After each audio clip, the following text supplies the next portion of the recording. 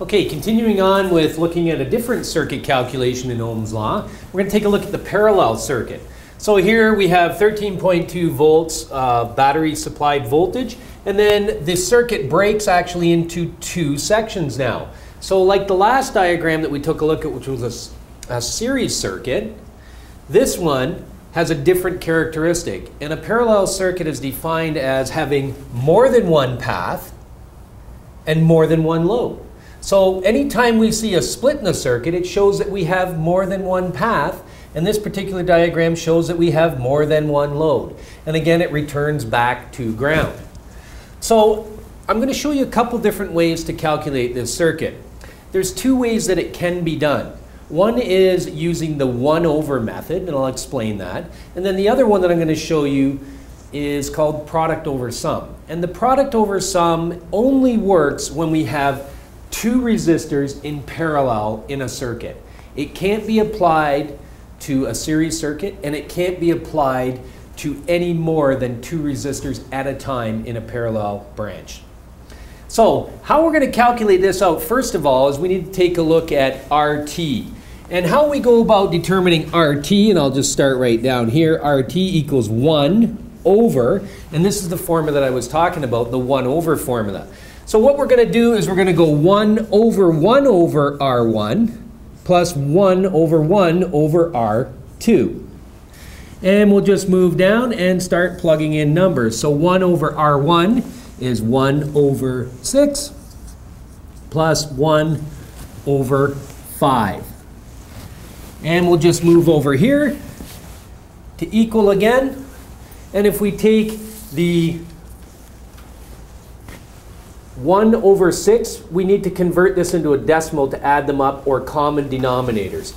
So 1 over 6 actually calculates out to, so we'll install the 1, and 1 divided by 6 equals 0.166 plus 1 divided by 5 equals 0.2. So now if we do the 1 over and we add that value up, then we end up with 1 over 0.366. And when we end up dividing the top into the bottom, it gives us 2.73 ohms.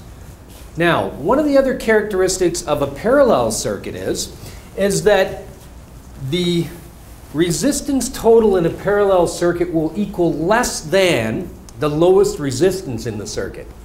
In this particular case, we have 5 ohms, and if you were to ask me what it would be, I know it's going to be roughly about half of that value, which gets us close to the 2.73 ohms. So we can get this a different way also by using the product over sum. Now, understanding product over sum, or resistance total, equals product over sum.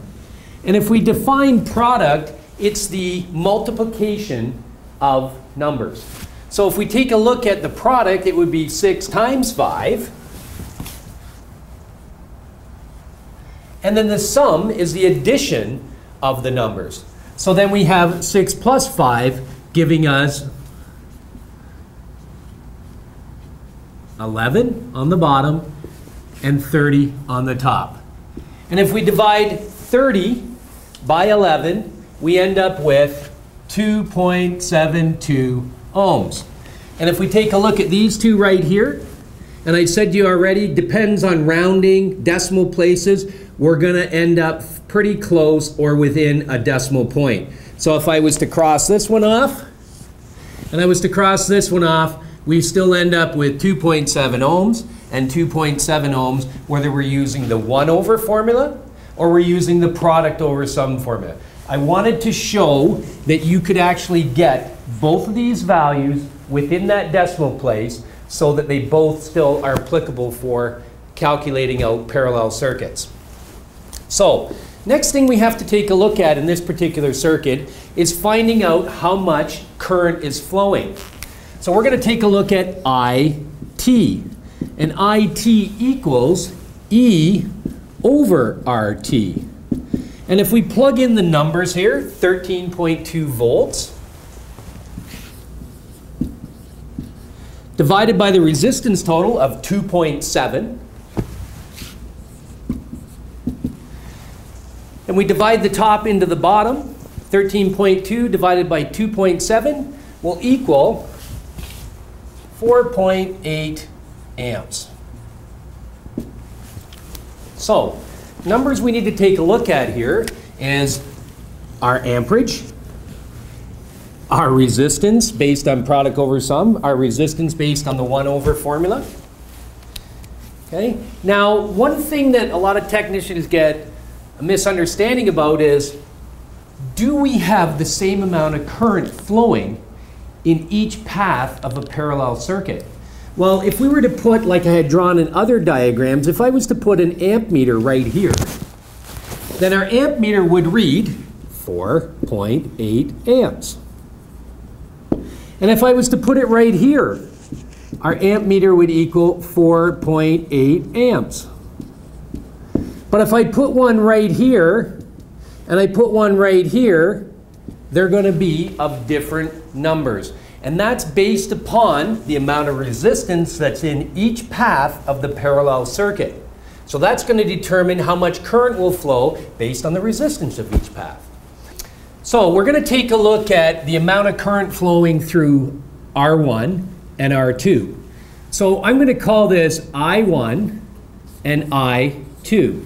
So I1 equals E over R1, which in this particular case, in a parallel circuit, we are going to have 13.2 volts applied here and 13.2 volts applied there. So we take 13.2 volts divided by the resistance of R1, which is 6 ohms, which will give us 2.2 amps.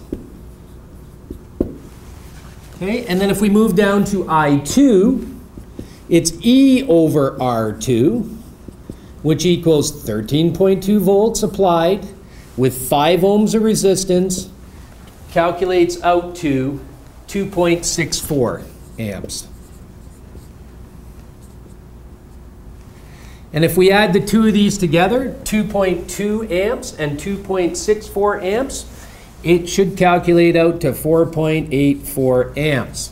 And if again we take a look at the numbers we have here, and we knock that decimal place off, we have the exact same thing right here, 4.8 amps. Okay? So we know that we've done the calculation right based on the voltage and the overall resistance. Then we can break it down into individual paths of current flow based on the resistance in each path, and then see if we add up to the exact same amount that we started with here, ended up with, and broke down based on the resistance of 6 ohms in R1, 5 ohms in R2. Okay? So 2.64 amps here and 2.2 amps over here.